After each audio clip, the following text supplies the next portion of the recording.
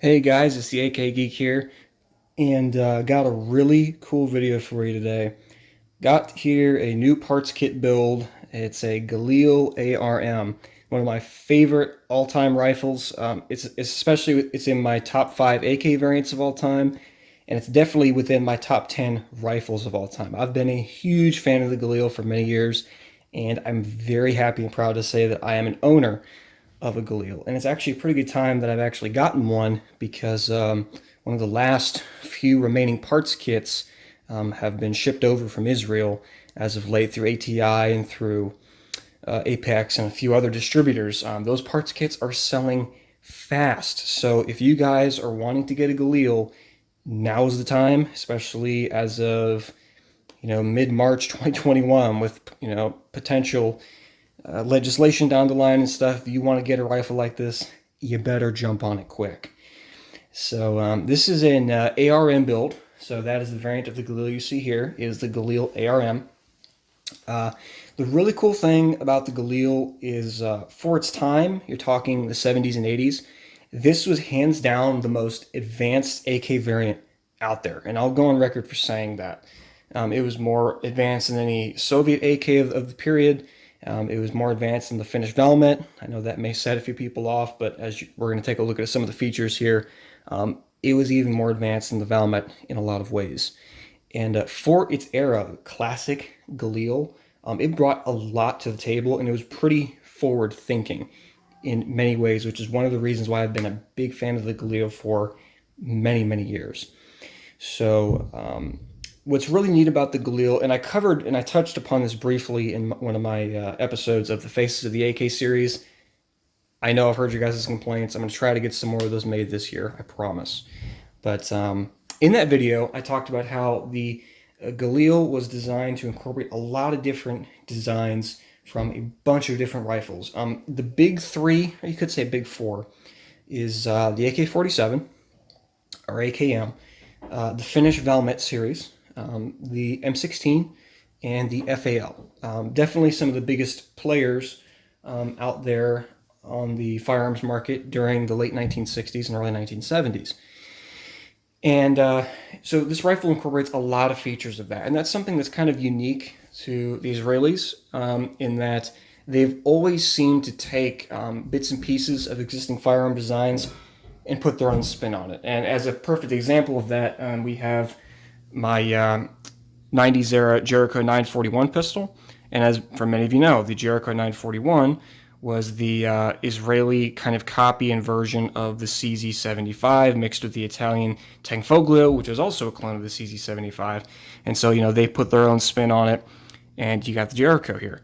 So, and the Israelis did the exact same thing with the AK-47. And that's where the majority of the influence came from because, and I've talked about this before, and you guys have heard the story before, but going over it real quick.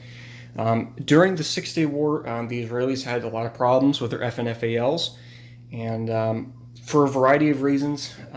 Some would say it's because of the desert of the Middle East. Others have said that it's mainly a maintenance issue, especially with the fact that with the conscript army, the FAL is a fairly advanced rifle and requires a lot of maintenance.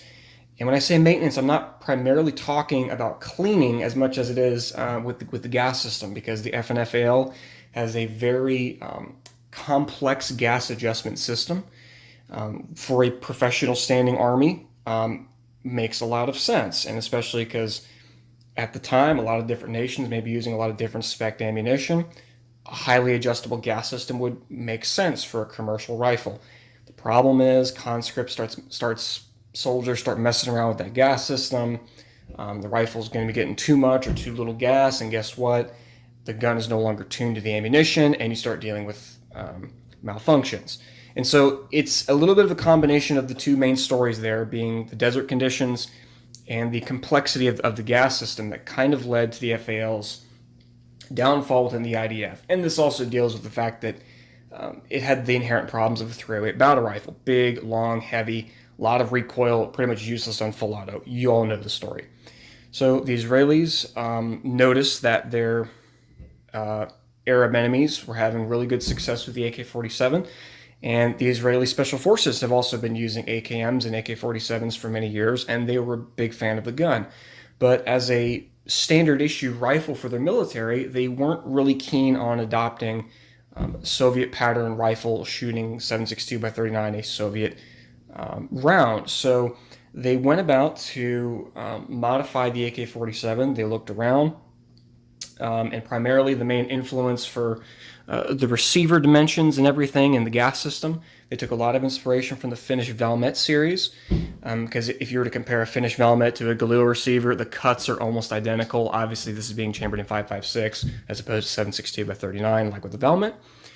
But they basically combined all those features. They combined the operating system of the AK, the receiver dimensions from the Finnish Valmet, the sighting kind of system from the Valmet, and they adopted basically the folding stock of the FAL and the cartridge of the M16 because they were a big fan of the 5.56. And what you get here is the Galil ARM. So we're going to go from rear to front here, and we're going to go over some of its cool features, and I think you guys are really going to like it.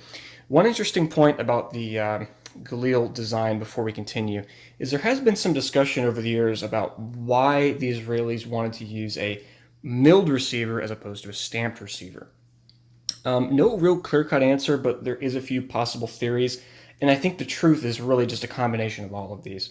One of them is for a nation to tool up to really mass-produce a stamped AK-47, as we've seen over here in the U.S. in the past couple of years, it really takes a real good, strong investment to be able to produce those rifles in scale.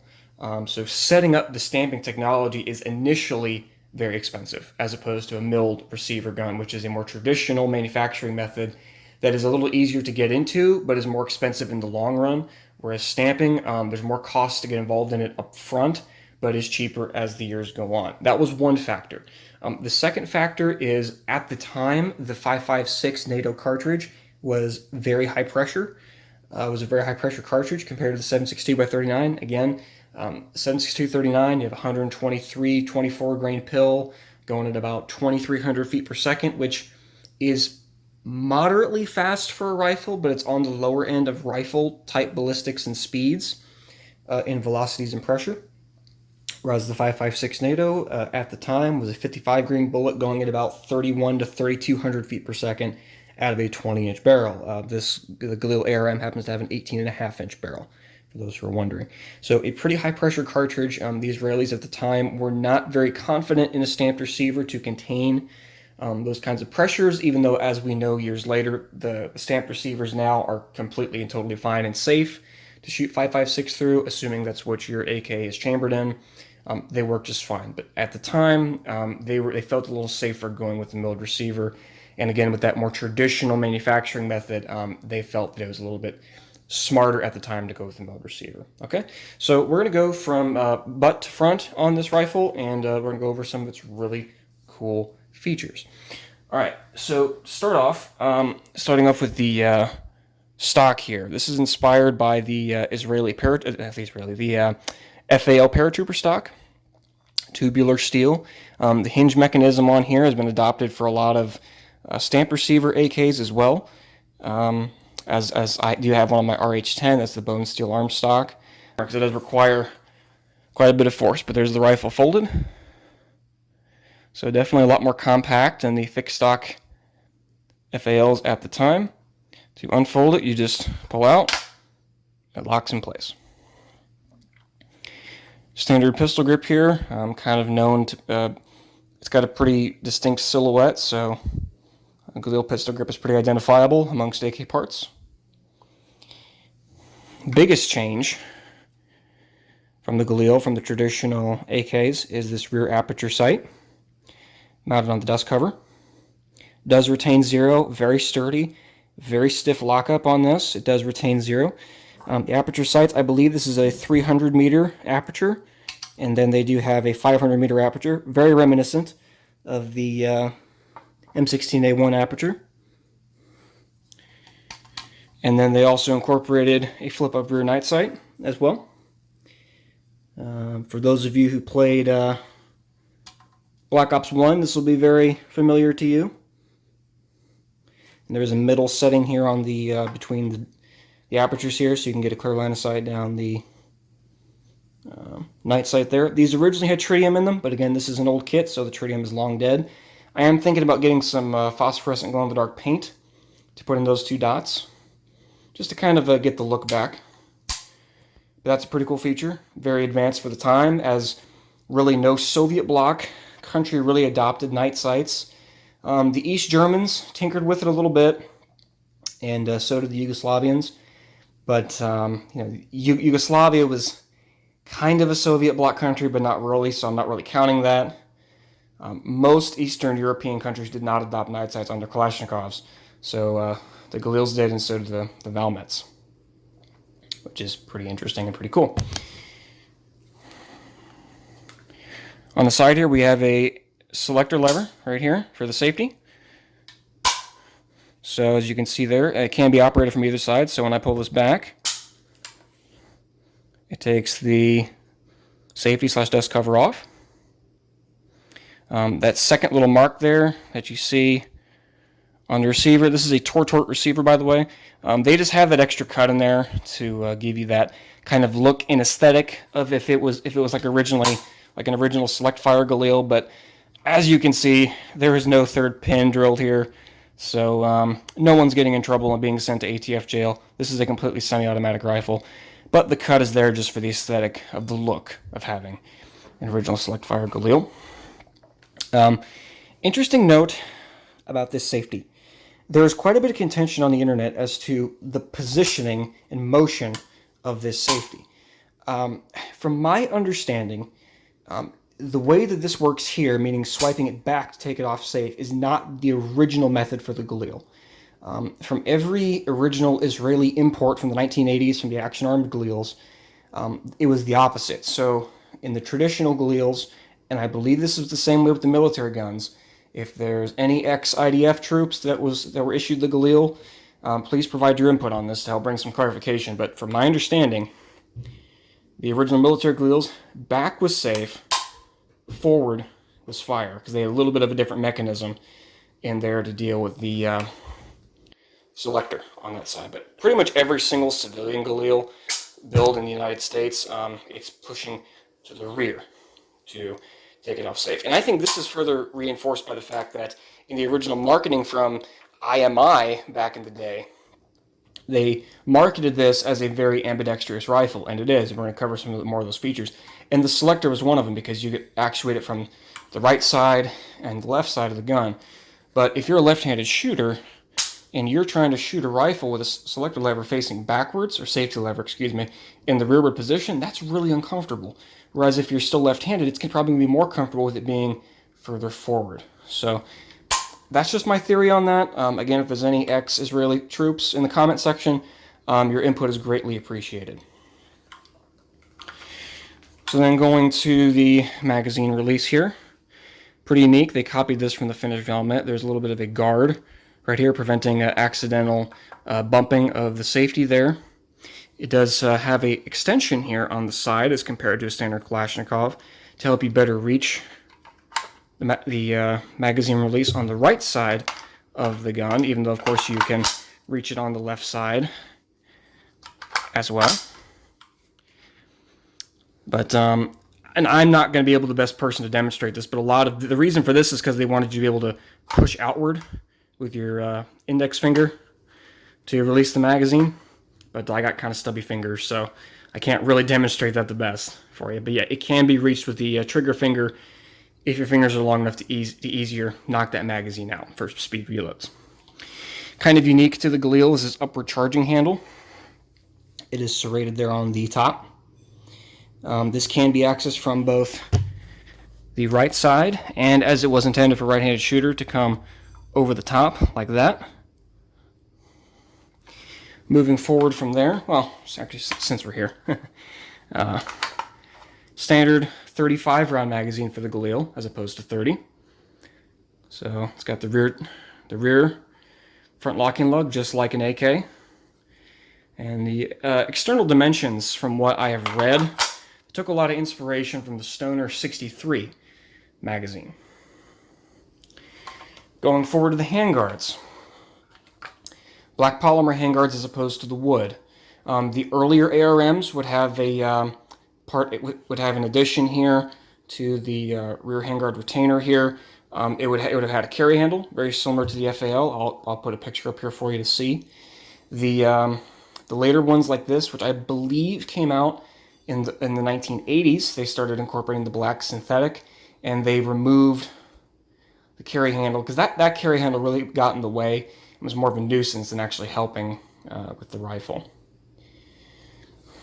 Handguards are cut on the bottom to accommodate the bipod, because again, this is the ARM model, which stands for Assault Rifle Machine Gun, because the original intent of the ARM was supposed to be not just an assault rifle, but also a light machine gun. The Israelis kind of wanted to incorporate and have this rifle do a multitude of roles, not just being a rifle, but also being a semi-squad support weapon. They did produce 55-round magazines for the Galil, but they weren't very popular with the ARMs. The primary reason for that is because the ARM magazine is very long, and so the gun would end up like monopoding itself off the ground because the actual magazine would be longer than what the bipod legs were. So they really didn't use those magazines very much. While we're here, integrated bipod here. I managed to score the last one on Apex gun parts before they all sold out, so I'm glad to have that incorporated here. Cool feature with the bipod is that it was as an integrated wire cutter. So you put some wire in there and chop that. Again, this is like the Swiss Army knife of guns, especially back in the 1960s and 70s. And yes, since we're back here, the internet would not forgive me if I didn't mention this. Bipod retaining clips. Yes, this is also a purpose-designed bottle opener. There is a video on YouTube. I may try to roll over a clip here. If I can't, I'll post the link in the description. The original advertising for the Galil.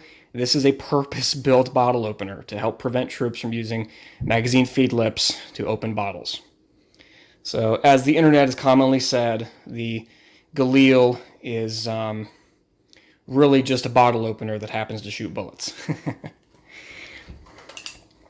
So again, you got a multitude of features here: integrated bipod, wire cutter, bottle opener, and bayonet lug here. Can accept standard NATO bayonets. I believe this U.S. military M9 bayonet will fit this. Pretty sure. I've seen Misha Code do it on his channel, and it does fit. Going to the front sight, just like the rear sight, there is a flip-up night sight there. Again, there would have been tritium in here, but again, this is a very old kit, so tritium is no longer working, but it's there, and again, I may paint this with some phosphorescent paint just to kind of get the look back. But still very similar to standard AK front sight system in a sense, to where all of your windage and elevation adjustments for zeroing is all done with the front sight. And from what I understand, this can be done with an AK sight tool. I'm going to try to get this zeroed in as quickly as possible. Just as you guys know, with the ammo apocalypse, sourcing 223 and 556 is a hassle right now, for sure. And so then going forward again, have a M16A1 style of birdcage.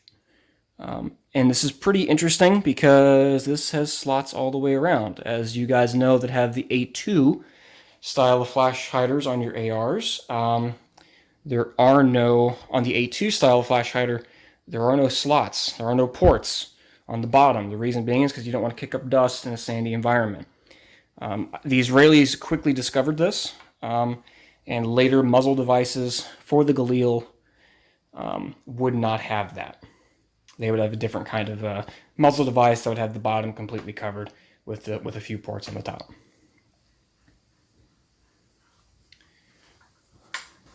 And last main feature to talk about, rear sling swivel, or last sling loop on the front and the rear. So there you go, guys. That is the Galil ARM. That's my overview of my new rifle here, new parts kit build. I am very excited to get it. I'm glad to show this to you guys. This has been a project in the works for the past couple of months. It was pretty difficult sourcing all the parts. got the parts kit, got the receiver. I'm really glad I got the receiver when I did, because basically most, if not all, the Tort receivers, as of when I'm recording this, are gone. They're no longer around. So I'm glad I got it when I did. And the hardest part definitely to source right now are barrels. And so the sad part about it is right now, if you want to get a barrel, you're going to have to go on Gunbroker. So very excited to show this to you guys. I'm going to have some shooting footage here as soon as possible. And when I get that out there, you guys will be first to see it. Anyways, this has been the AK Geek here, signing out, and I hope all of you have a fantastic day.